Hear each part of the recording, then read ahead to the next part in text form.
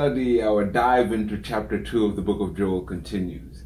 You remember that last week we left off at the end of verse 17 as we closed the first half of chapter 2, and now we're looking at the second half of chapter 2. And last week we talked about a return to the desert. We called your attention to that moment in life where you felt like this was the worst desert experience that you were going through, that this was the worst experience you could possibly live, that when you came out of it, you swore to yourself that you would never again put yourself in a position that would require you to go through such a thing ever again, that it was so painful that you never even wished it upon your worst enemies. That was what we looked at, and we talked about how our sins can lead to that when the day of the Lord, which Joel says is a terrible day, comes.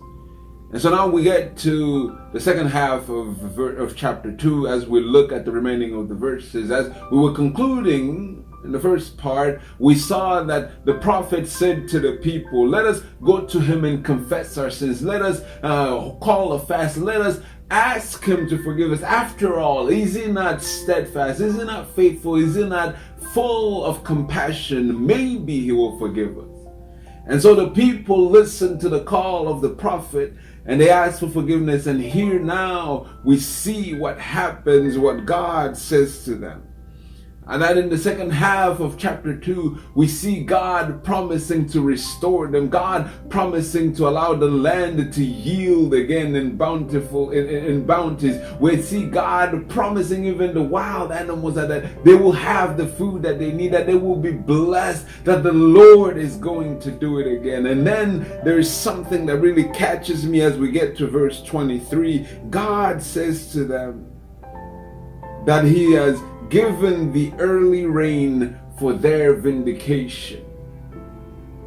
Given the early rain for their vindication. Because if you remember in verse 17, the prophet and the people cried and said, why should the people laugh at us? Why should we be a mockery for the people? Why should people say, where is their God now? Have you ever had one of those experiences where people looked at you and say, what are you going to do now? Where is that person you're always talking about? Where is your God now? Where are your parents now? Where is your helper now? Have you ever had one of those moments? And so the people cry to God and say, why should the people say that about us? Say, where is your God now? And God says that I will send the early rain for your vindication, not just for the sake of giving you rain, but I will vindicate you before those people who were taunting you and say, where is your God now?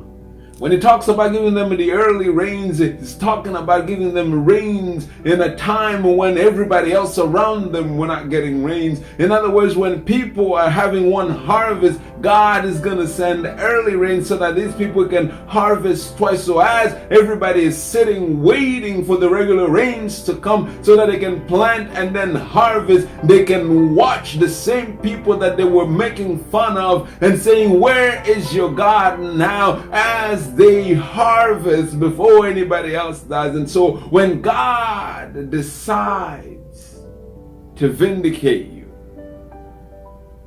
he will make sure that the same people who were taunting you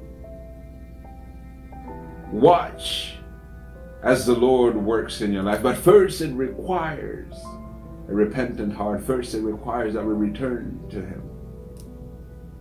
But vindicate us he will. So it doesn't matter if people make fun of your faith. It doesn't matter if people taunt you for being a person of faith. It doesn't matter what you go through because of your faith. If they're asking, where is your God now? Trust that your God will send the early rains to vindicate you. So come on, let us get on the way.